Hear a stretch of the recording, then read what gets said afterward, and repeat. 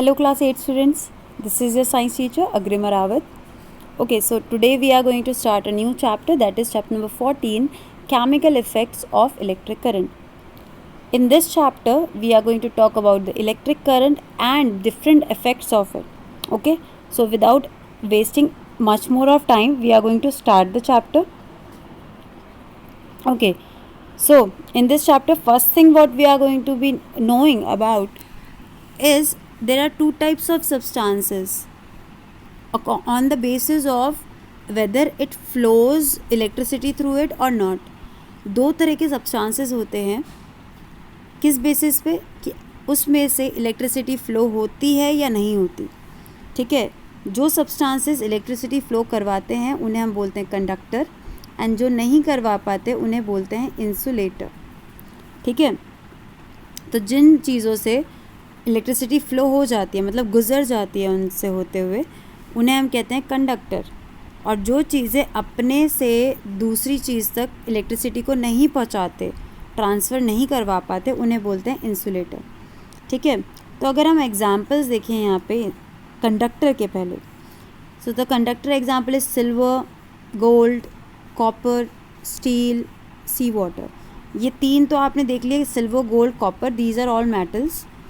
ठीक है, स्टील भी एक तरह का अलॉय है जो कि कुछ चीज़ों की मिक्सिंग से बनता है. एंड सी वाटर, अभी आप आगे चल के पढ़ेंगे, तो सी वाटर भी अपने अंदर से इलेक्ट्रिसिटी को कंडक्ट करवाता है. कैसे, वो हम आगे पढ़ेंगे. तो पहले तो हमने ये देख लिया कि मेटल्स तो ज़्यादातर आपके कंडक्टर होते ही हैं. ठीक है, ये तो हमने जब हमने मटेरियल वाला चैप्टर पढ़ा था उसमें मेटल्स की कैरेक्टरिस्टिक्स में हमने ये चीज़ पढ़ी थी, that metals are good conductor of electricity. Okay, so in this diagram here you can see here a circuit has been made. Circuit क्या होता है, आपने 7th क्लास से पढ़ा होगा, जहाँ पे एक बैटरी को आप अटैच करते हैं किसी बल्ब या फिर किसी ऐसी चीज़ से जो कि जिसमें इलेक्ट्रिसिटी पहुंचानी है आपको. फ़ैन्स हो सकते हैं, it can be anything, motor वगैरह. ठीक है, यहाँ पे हम बल्ब ले रहे हैं, तो यहाँ पे एक बैटरी अटैच की है. बैटरी के यहाँ से टर्मिनल है, पॉजिटिव और नेगेटिव टर्मिनल होता है बैटरी में. तो यहाँ पे पॉजिटिव और नेगेटिव टर्मिनल आपका प्रेजेंट है. यहाँ पे पॉजिटिव है, यहाँ पे नेगेटिव है. तो एक टर्मिनल आपका यहाँ से इस मेटल पे अटैच करा. यहाँ देख सकते हैं आप स्क्रू ड्राइवर रखा हुआ है. स्क्रू ड्राइवर का आगे का हिस्सा जो होता है वो मेटल का बना हुआ होता है, और पीछे का हिस्सा या फिर उसका जो हैंडल होता है वो या तो प्लास्टिक का बना होता है या तो वुड का बना होता है. ओके, सो जो आगे वाला हिस्सा है वो मेटल है. तो हमने अभी बात करी कि metal is a good conductor of is a conductor of electricity, right.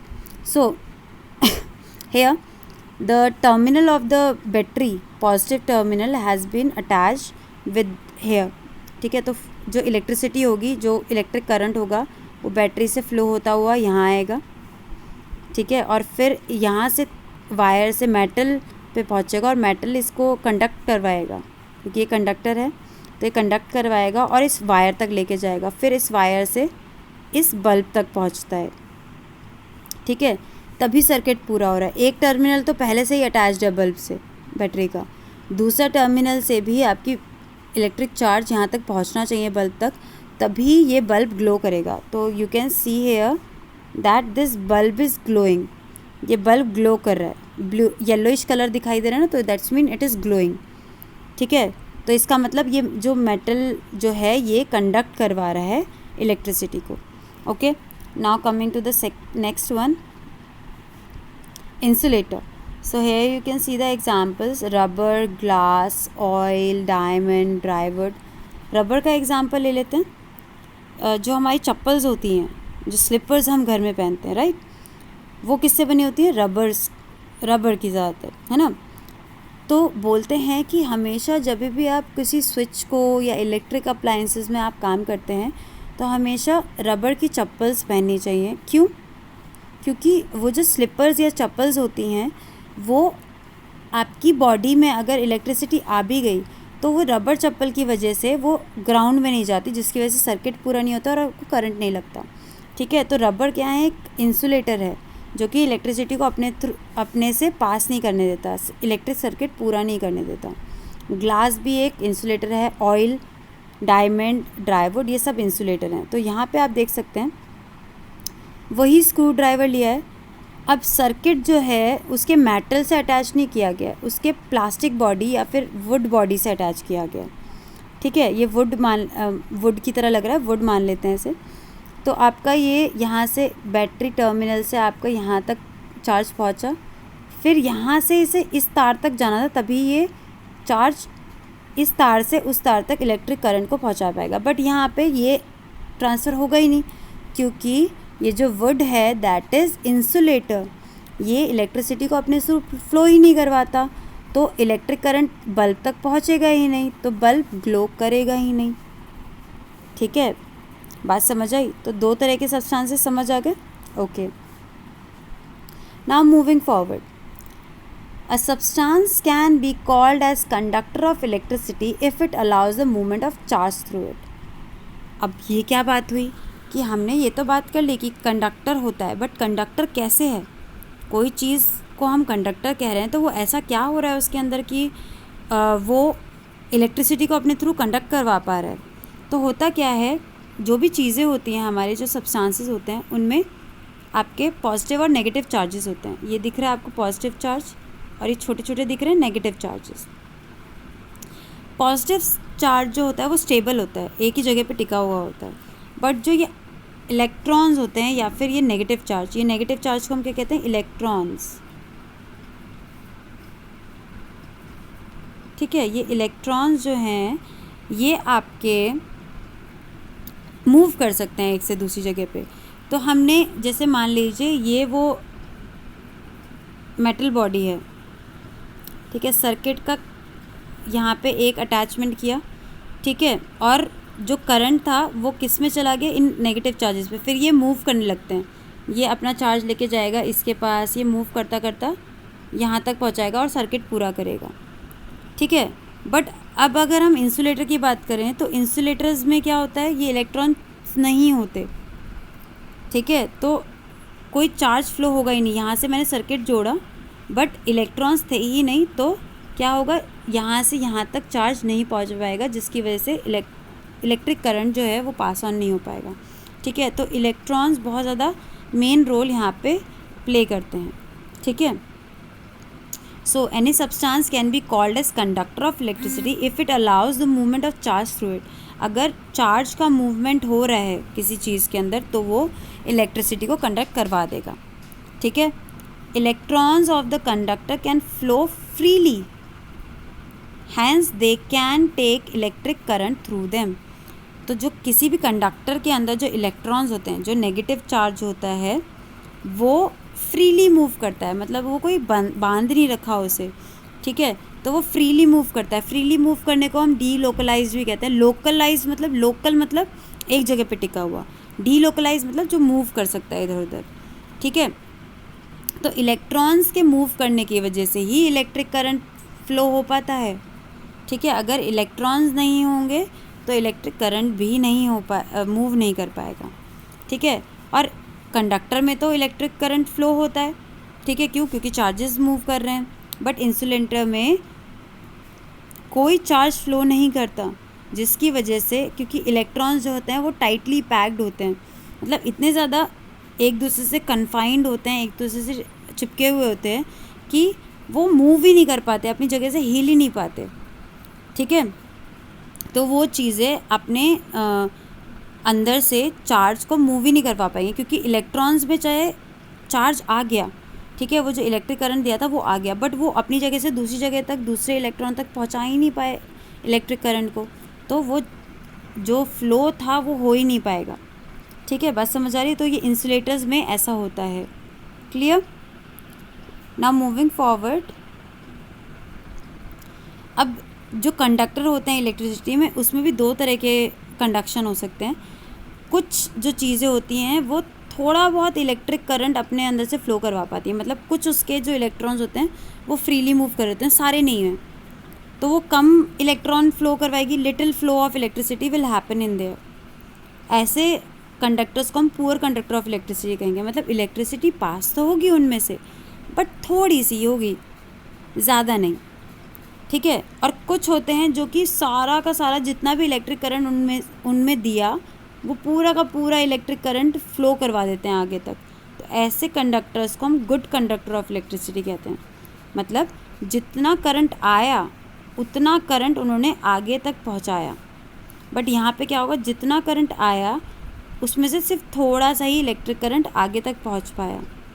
ठीक है, तो ऐसे उनको पुअर कंडक्टर कहेंगे, और जो पूरा अपना इलेक्ट्रिक करंट आगे तक फ्लो करवा पाते हैं उन्हें कहेंगे गुड कंडक्टर। ठीक है, चलिए अब देखते हैं कि क्या लिक्विड्स भी इलेक्ट्रिसिटी को कंडक्ट करवा पाते हैं। क्या जो लिक्विड होता है, जो आपके फ्लूइड हैं, जो पानी है, इसके अलावा भी जो आपके लिक्विडी चीज़ें हैं, क्या वो इलेक्ट्रिसिटी को कंडक्ट करवाती हैं या नहीं करवाती।